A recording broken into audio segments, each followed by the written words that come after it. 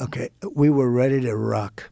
It was all, I had a bad system. We had horrible tax policy. I made it great with a much lower tax rate. So I took it from almost 40% down to 21%.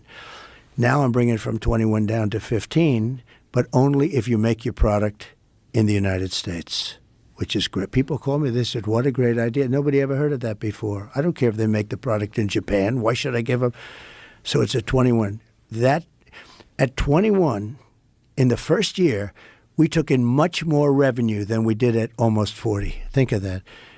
It inspired. Now, we had other things, too. We were able to get people to bring back their money. You couldn't bring back your money. If you had money in Europe, like Apple, Apple had many billions of dollars outside. They couldn't bring it. There was no way to bring it back in. The bureaucracy, the documents, the whole thing. And also the tax was too high. They wanted like half of it or something. Nobody's going to do that. So they leave their money in Japan and they spend their money there. That was part of what I did. The money came pouring back in. Apple took in hundreds of billions of dollars. They brought it back from overseas. They brought it in. So how does the deficit increase because of that? So what happened is this. We were ready to rock and roll, and then we had the COVID thing, and we had to focus on that.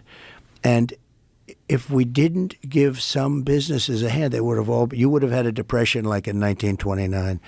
But we were ready to start. We would have very shortly been paying off debt. We have $35 trillion in debt.